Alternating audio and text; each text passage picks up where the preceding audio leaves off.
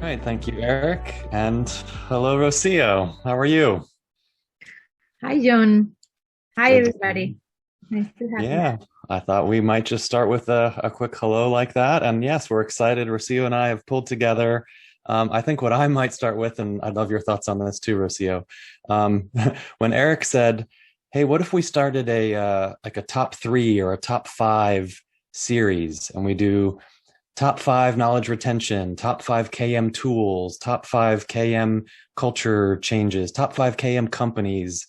Um, would that be kind of fun?" And we had a good giggle about it. Sounds a little bit like a late night TV show where the whole purpose of making the list is to discuss or debate or to, the list is not accurate. The list is meant to be a thought provoking exercise. So Rocio and I, at least I had a lot of fun. I hope you did too, Rocio, kind of coming up with what is our top five and going back and forth on our top five. So we have an extra treat for everyone here today. It's not just one list of top five, it's 10, because Rocio and I are both going to give you a top five. So what do you think, Rocio? Should we dive right in, or what context would you provide? Okay, I think the main point when we talk about retention is we want to have a holistic view, no?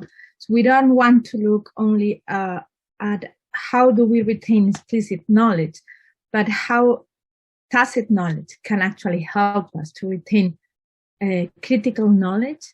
And then from there, we can pass to explicit. So sometimes the fact that you have documents in a repository doesn't mean that you know what you do, what the information you can find in a repository. So there are a lot of techniques when you can actually share and identify and retain critical knowledge through tacit exercises where that can help you access later on to explicit knowledge.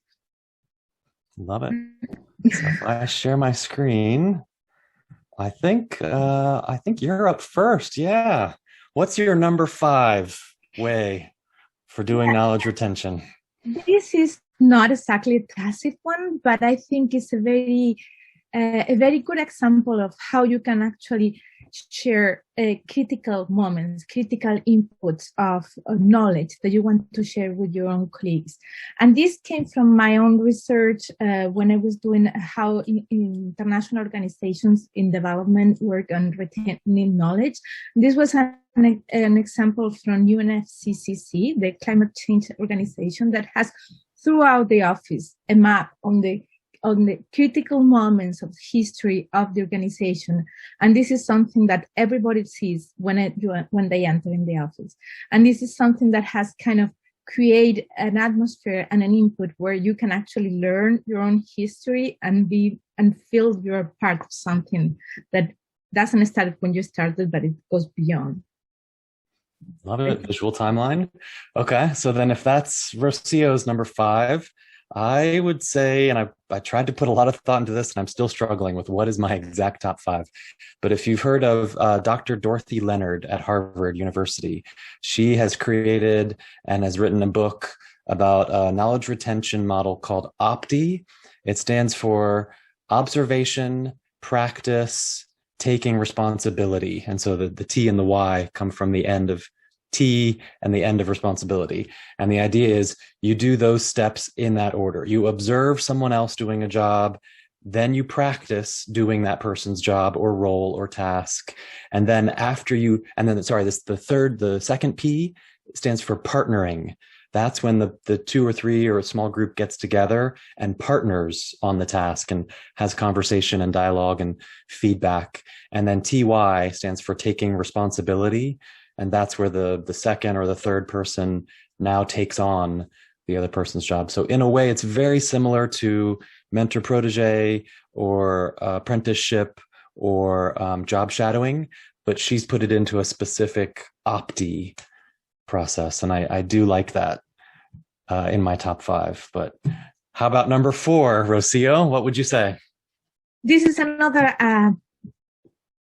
approach that I actually learned through my research, but I love it because it's kind of it's actually learning, but it's also peer coaching and it's problem solving. And it's based on a Red Ribbons model where you actually create a group where they act they look at a problem and each one shares their own experiences. But whatever is says in the room remains in the room. So everyone feels free to share, well, failures, good lessons, things that you are learning, things that you would have done different, and maybe that you wouldn't say in another context, but it really will help this colleague to achieve or solve the issue. And I love it. I think it's really an approach that helps create trust and solve issues in a very secure space. I love it too. I was so happy when you put it on here. I even felt my own little moment of embarrassment, like, ooh, how did I forget Reg Revens? Yeah, love it too. So glad you put it there. Knowledge Cafe, I cheated a little bit on my number 4. I did 2. I put Knowledge Cafe and World Cafe. They're so similar, but they're so different. So I stuck them together.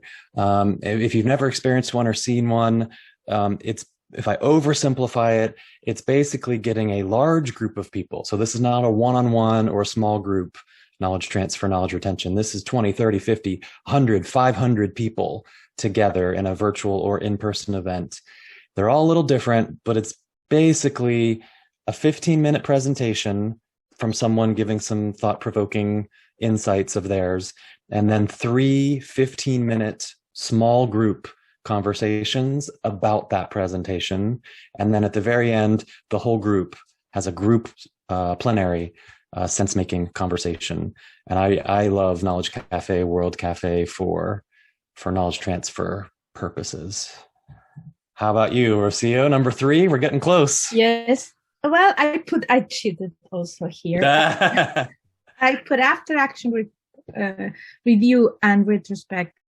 I think these are 2 very interesting exercises that you can do after any event, after any project, at the end of the project, after any activity that you have carried.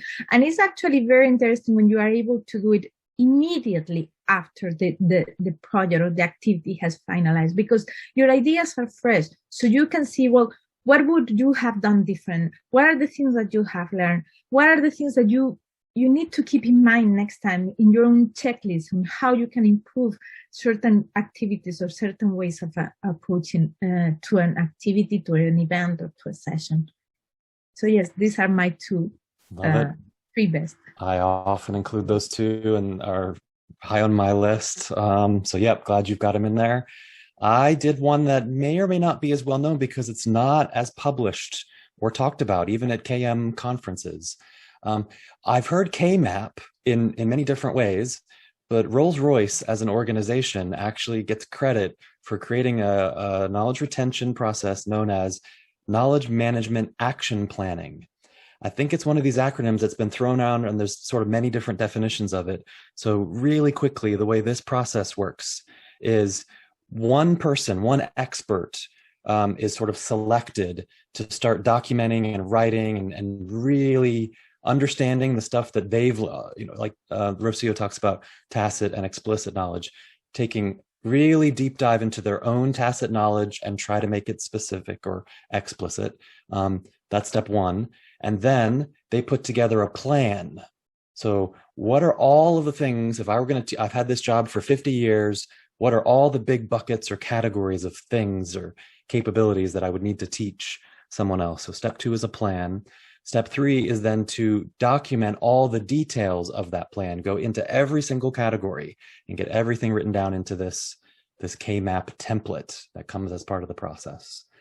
And then I'm close to done. After the expert has done all this planning and documenting, now you share one-on-one with one other person, all that planning and documentation that you've done. And then it's the last step in the process that I really like. It's a good old adult learning principle of you don't know something until you can teach it, which may or may not be all the way true. The process says the expert trains the next person in line.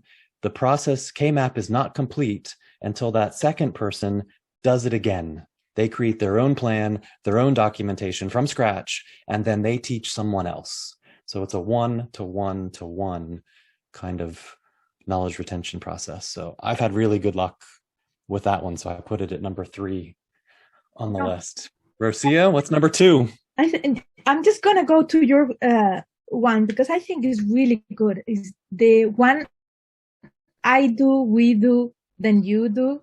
I think is really, really a good way to learn and really be able to transfer critical knowledge. Yes, I put it again, as you can see, something similar to you, Knowledge Cafe, because again, I think the conversation space, the being able to, well, feel free to talk and create spaces where we can all learn together, I think is really, really critical to identify knowledge that it can help us all. Love it. And I will put in the chat right now. Love this one so much that we happen to run a free monthly Knowledge Cafe. And then Rocio, I know KM for Dev is it every month, or how often does KM for Dev do a cafe? Now we do it, now KM for Dev does once a month. Once a month. So yeah, so you've got multiple places you could go and indulge in a Knowledge Cafe. So then number 2 over here, we've got a good pace here. Knowledge Jam. So this one, a lot of credit, all credit goes to Kate Pugh. Many of you may know Kate. She created a 5-step process. She and others in a team created a 5-step process known as the Knowledge Jam.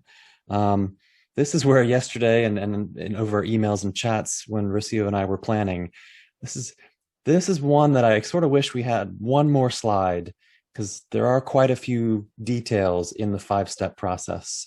So I think just for speed and pace and the purpose of today is to really just give you pointers that you could then go, there's a book written on how to run a Knowledge Jam. Maybe really quickly, all I would say is it's a group-based knowledge retention process. And not only is there sort of a persistent group that goes through the entire, what are we going to talk about? Let's document it. Let's talk about it. What I really like about Knowledge Jam is they call them brokers and scaffolding. Not only does the group share with itself, it also shares outside the group. So they kind of bring in other experts to join, to bring in even more perspective into this Knowledge Jam retention process. And I think so yeah, I love that one. It's a very good exercise for brainstorming. Yes. All right, your big number 1, Rocio. Yeah, it's a little bit of cheating because it's so I just use the format of a Knowledge Cafe, but creating different approaches within it. So basically, sometimes it's only conversations, sometimes we write, sometimes we do breakout rooms, sometimes we just do it in plenary, depending on the number. But the idea is that really incentivize to share problems, issues where you want to discover and share practices. So I think it's more to create sessions that are active, that you create, that allows everybody to talk and feel part of something where you can actually learn and share your own experience. Yeah, I was quite envious when you put this one, because I think that's maybe a major takeaway from this whole webinar is, yes, we're sort of laughing and smiling and trying to have fun with sharing 5 or 10 different knowledge retention processes with you. But maybe the takeaway is there is no one way. And in fact, I would recommend, or my best experiences have been with blended approaches, using 2 or 3 different software packages, different processes, different cultures, perspectives.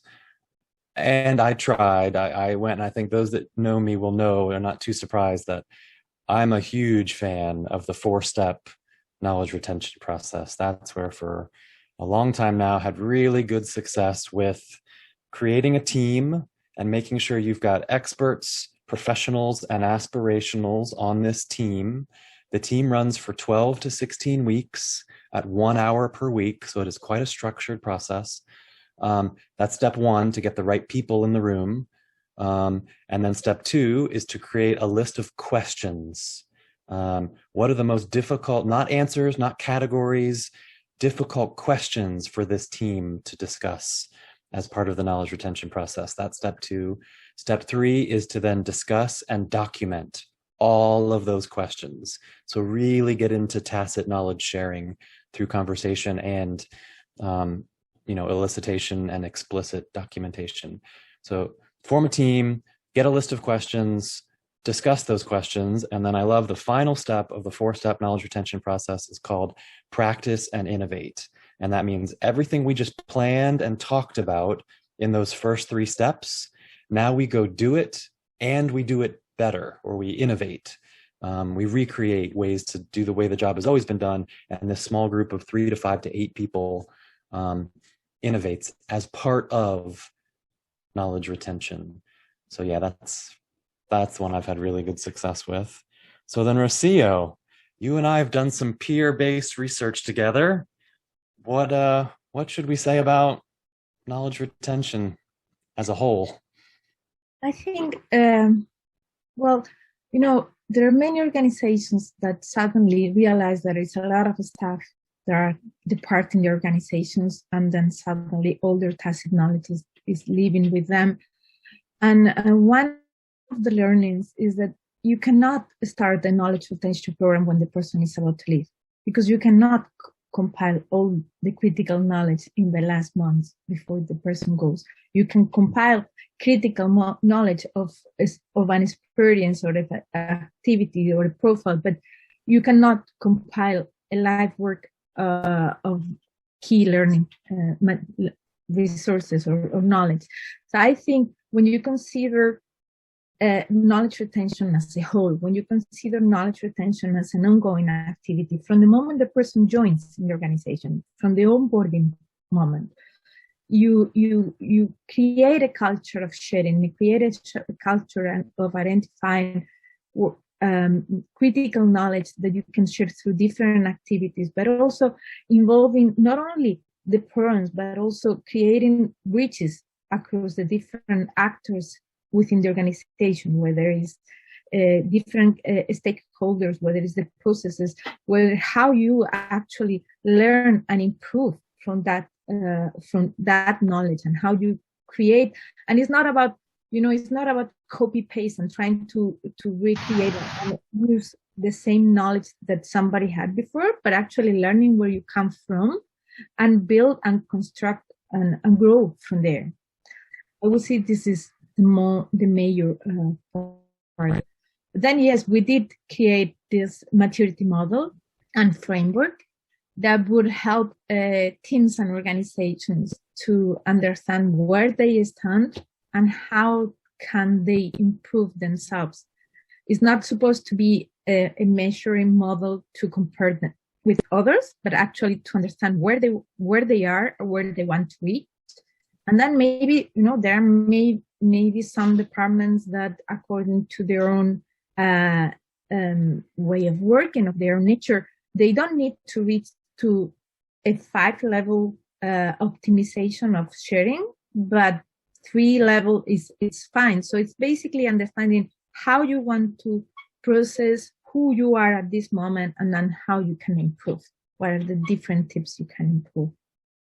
Yeah, I love it. Rocio and I met in person right before the pandemic at the Henley Business School, the Knowledge Management Forum, the Henley Forum that they call it in England. And I don't know about you, Rocio, but I sure loved our chat, and we were able to really get excited together about.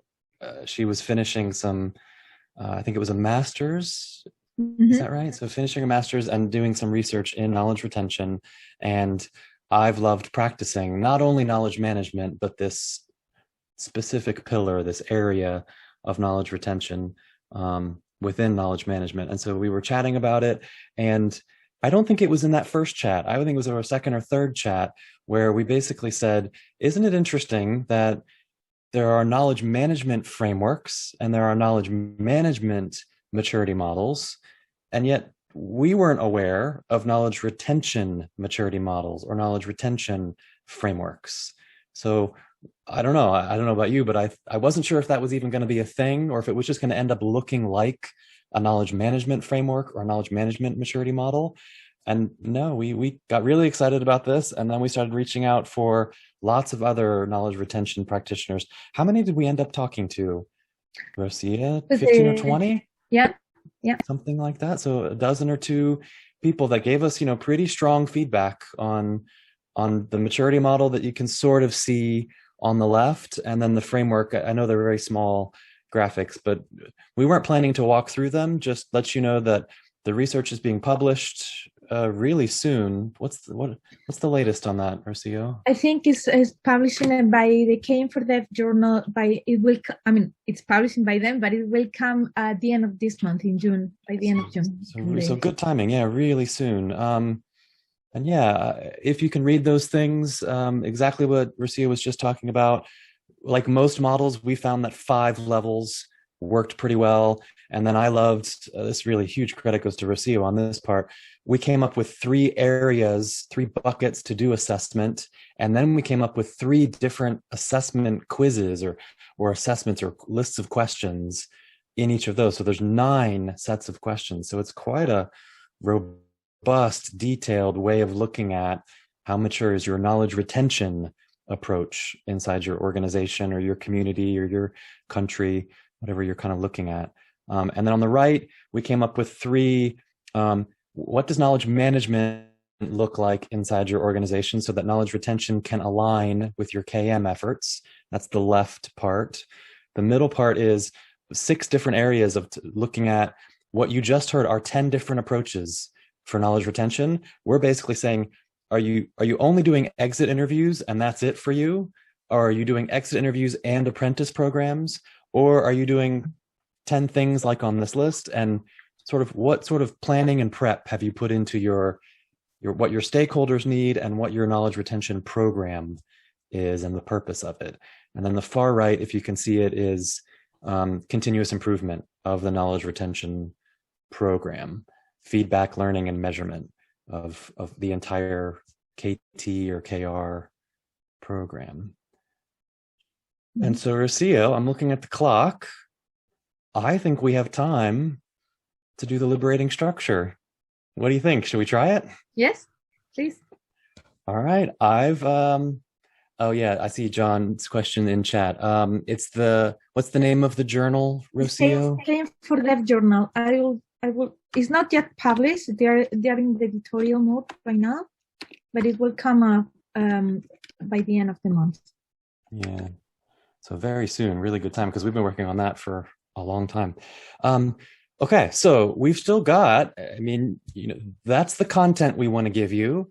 Now, we believe so strongly in tacit knowledge that we didn't want it to just be Rocio and I sharing tacit knowledge. We believe everyone in this room has experiences and ideas on knowledge transfer, knowledge retention. And right where we tried to start, by no means are these 10 the only 10. And I don't know about you, but I think it's fun to debate. Well, why is Opti 5 and not 4? And look, Knowledge Cafe is 2 on Rocio's list and 4 on John's. Like, I just think it's a fun, what's going on that list. So we thought we would try the 1, 2, 4 all liberating structure as a way to practice conversation here on this webinar right now. So timing wise, if you haven't done the 1, 2, 4 all liberating structure before, the first step is the 1, which basically means by yourself. Let's do it really short. Let's do 2 minutes quietly by yourself, and Rocio and I will mute as well. Try and create your own top 5, or jot down your feedback to our top 5. Just 2 minutes of sort of individual thinking. What are your knowledge retention processes? What are your knowledge transfer processes? And we'll just do it quietly by ourselves, and then I'll have you partner with someone else and you can discuss what you came up with. So yeah, I'll set a timer and let's just do 2 minutes, individual reflections. Ready, set, go.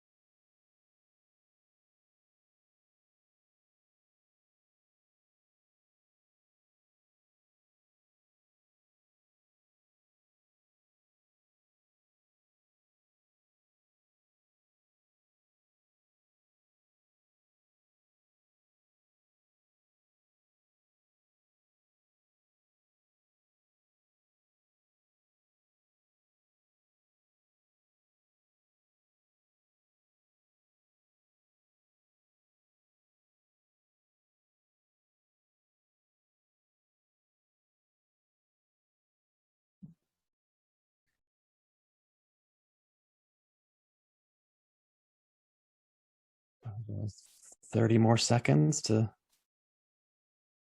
jot down your reflections.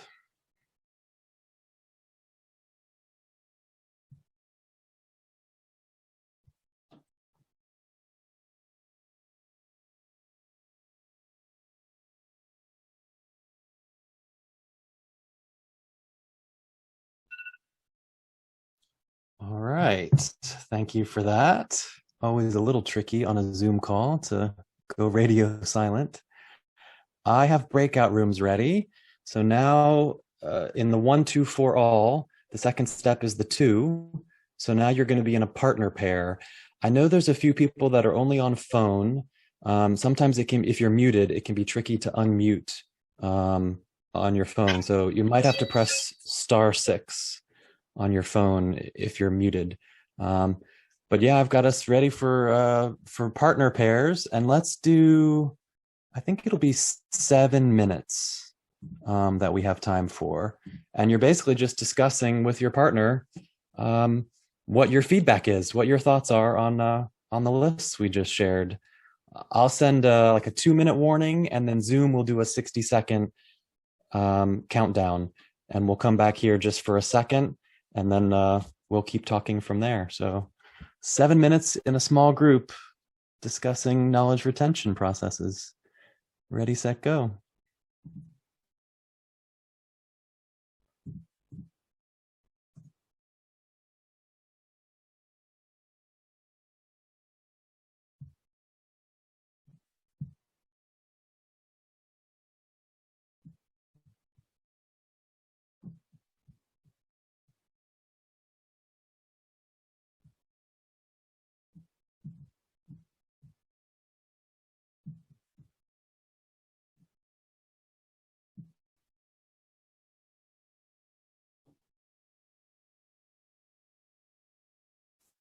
Emily, it looks like you might be stuck.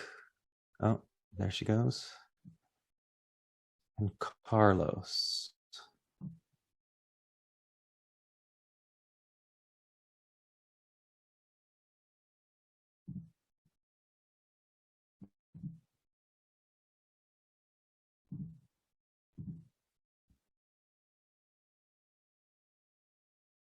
If you can hear me, Carlos, I've tried the old trick of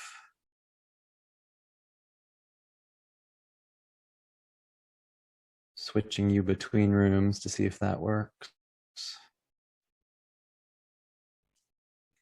And welcome, Maheen. We've just started breakout rooms. Hi, this is Danya. Hi, Danya. How are you? I was in breakout room number 3, Yes. but I couldn't hear Deborah. Deborah was with me. I could see her there, but I couldn't hear her. I don't know if she was hearing me either. Gotcha.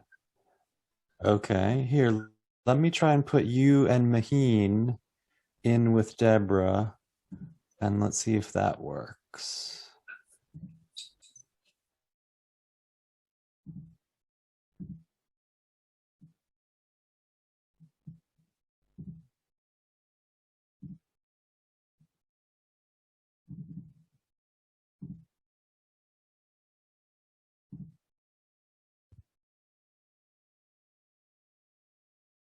There we go.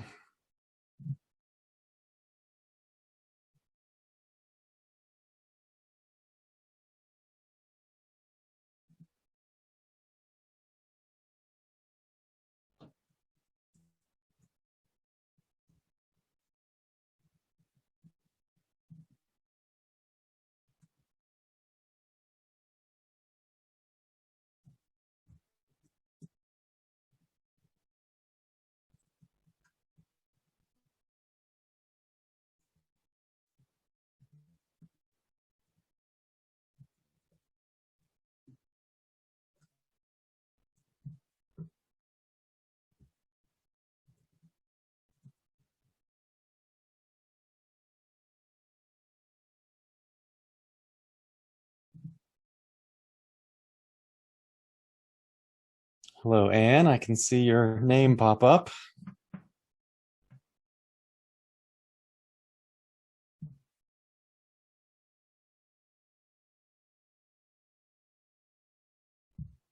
And Billy. Oh.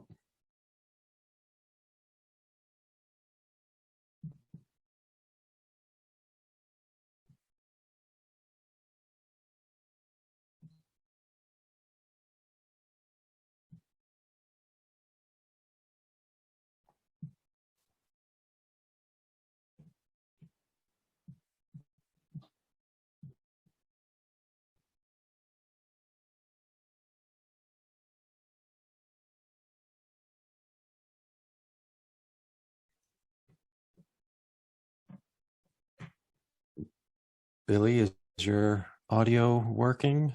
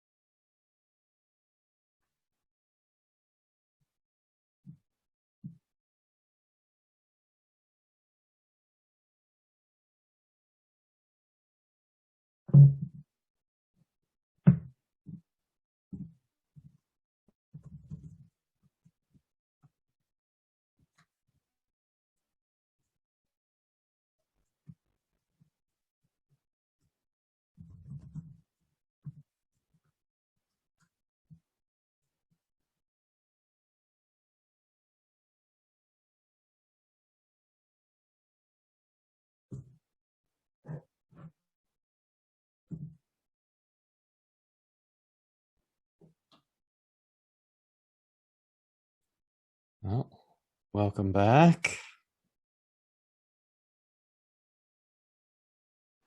Hi, John. This is Mahin. I'm afraid Dania and I were unable to join the call. We went in, but we couldn't hear anything or see anything. Okay. So I don't know what's happened in the breakout room. Yeah, no worries. Hopefully, so there's only 1 minute left now on this round, but I can keep you both together and look for the next round. And you should be with Emily and Georgios, Great. who it looks like they've been successful. So hopefully when you get in the group of 4, you might have more luck. Thanks. Yeah. Let me close. Yeah, thanks for mentioning. Close all rooms. All right, let me do some math here. So 10:38 to 10:48. Yeah, perfect. I think I'll do 10 minutes for this next round.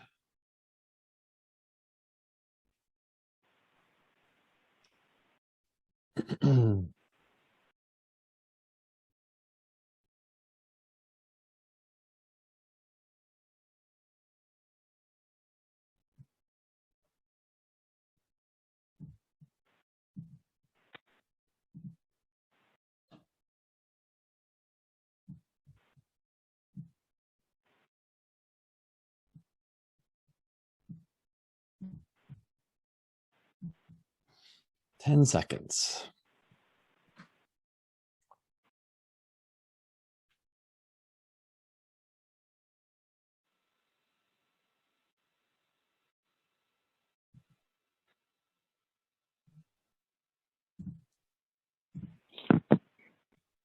All right, you're being whisked back to the main room. I'm hoping. I know for some rooms the technology didn't quite work, so apologies, didn't quite work for you. But for those that did, I hope it was fantastic.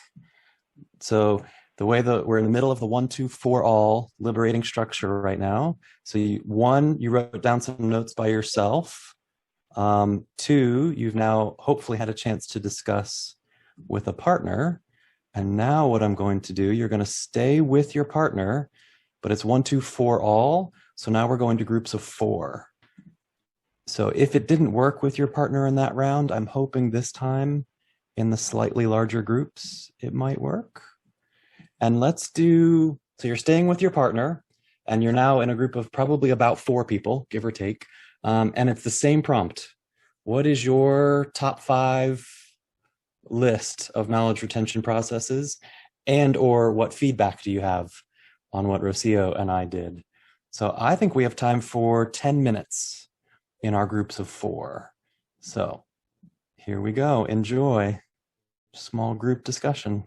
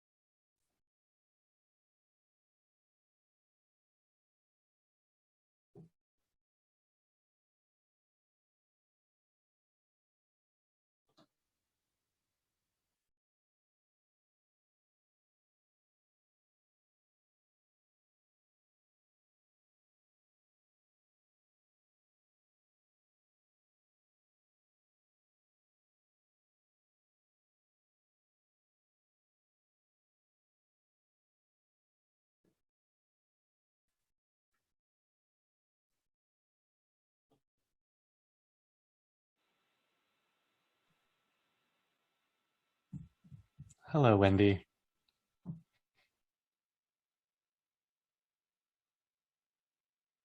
Okay, we're all coming back to the main room. And so the final step in the 1, 2, 4 all is now all.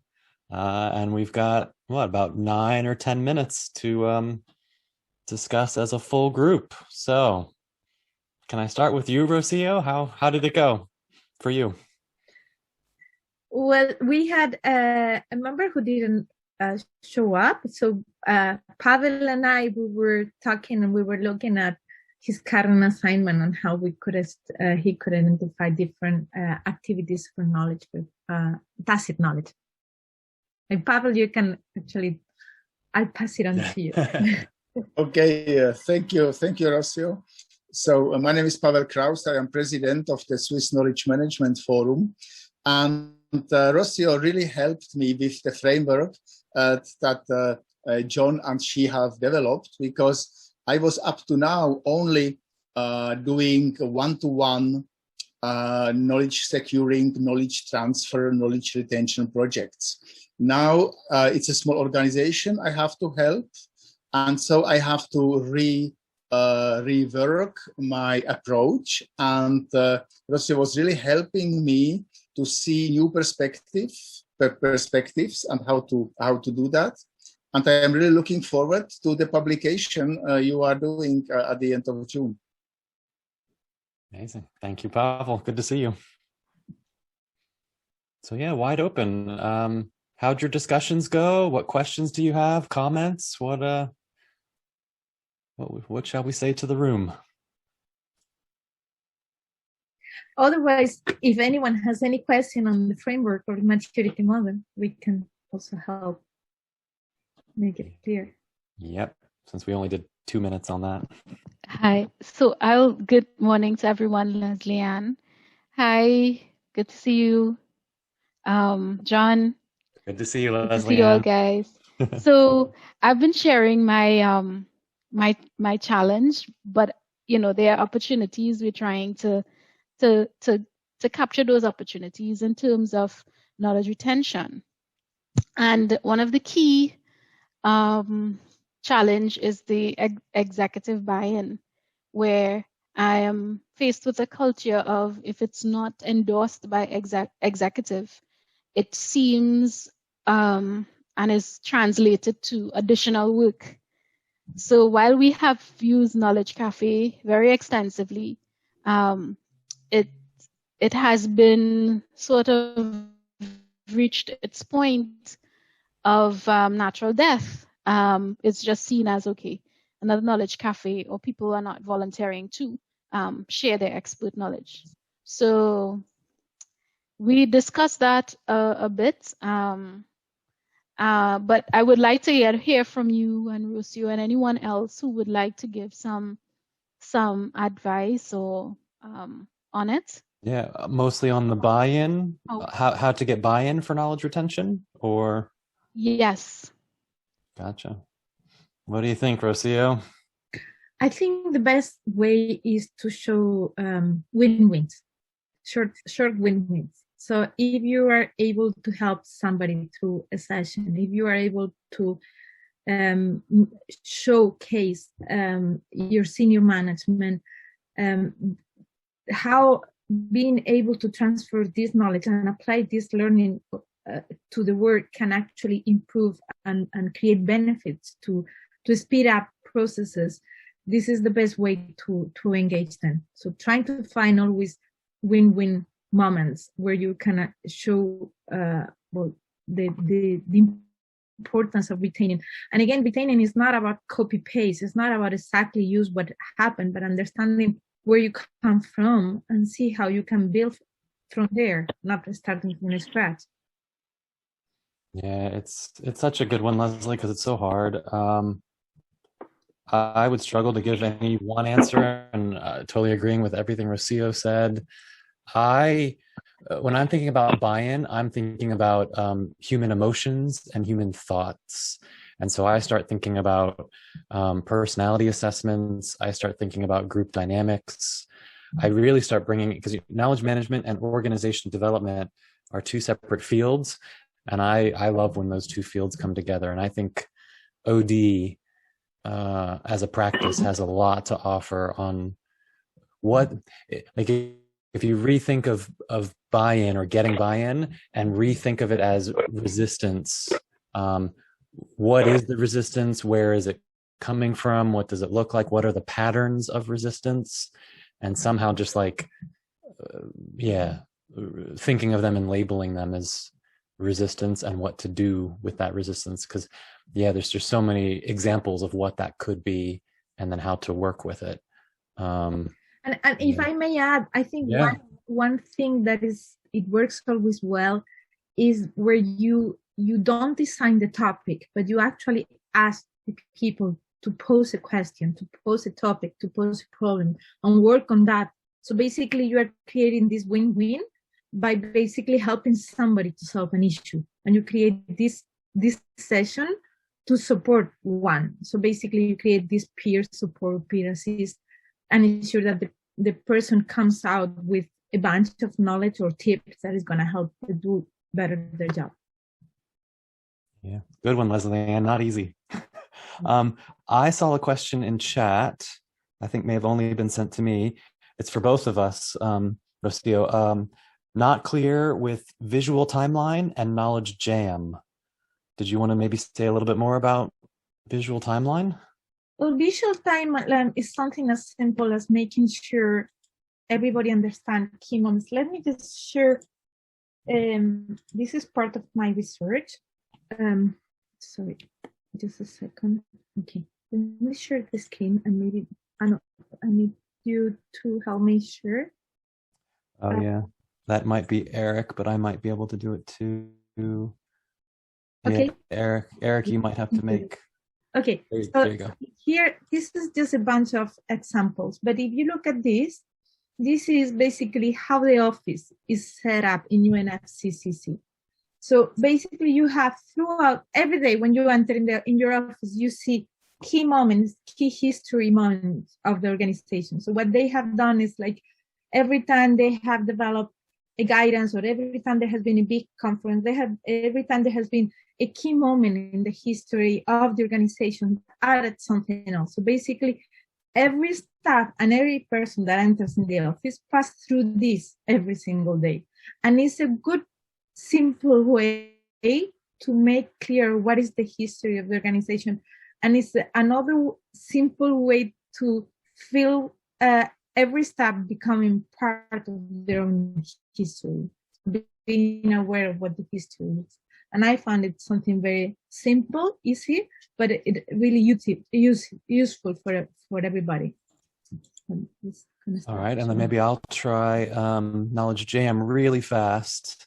Here is a graphic. The name of the book, I'll put this in chat because here's where you could, a direct resource for you, Tomasz, is Hidden Know-How by Kate Pugh. So, yeah, so I think I'm showing my screen now. There's the 5 steps of the Knowledge Jam. So you select a scope. What is this knowledge transfer about? Is it about a person? Is it about a task? Is it about a role? What kind of knowledge transfer is it? And then you put together a plan. What are all the different things we need to talk about as part of this scope? And then you go run, and it's always 90-minute meetings, 90-minute sessions about all of those different topics. And then after those meetings, you bring in other experts that are related to those topics, and they call that brokering. That's what that's what's unique about this process. It's not just one-on-one, and it's not just small group. They bring in other people, so the knowledge, the tacit knowledge, gets shared more widely. And then the very predictable step 5 is, how do we make it stick? How do we make sure people apply and use that knowledge that just got talked about in all of those 90-minute pre-planned knowledge transfer sessions? So there's a really quick view on it. And I guess time-wise, we better pause there. Rocio, how would you like to say goodbye? Well, just thank you. Thank you for listening to us. I hope you can reach out to the article if you are interested and you haven't been able to access KM for Dev. You can contact us, and once it's published, we can share with you our research. Thank you, Rocio. Always fun to work with you, and thank you all for being here. And Eric, back to you. Thank you, guys. Appreciate it. Great webinar. And we do have the recording, so if anyone would like that, we'll send an email out to the guest list. But we will also post it in a few days at the website as well, back at that web page that we pointed to earlier. So just let us know if you have any questions about John's course on knowledge retention or anything else. We're here to help. Thanks, everyone. Thank you. Thank you. Bye.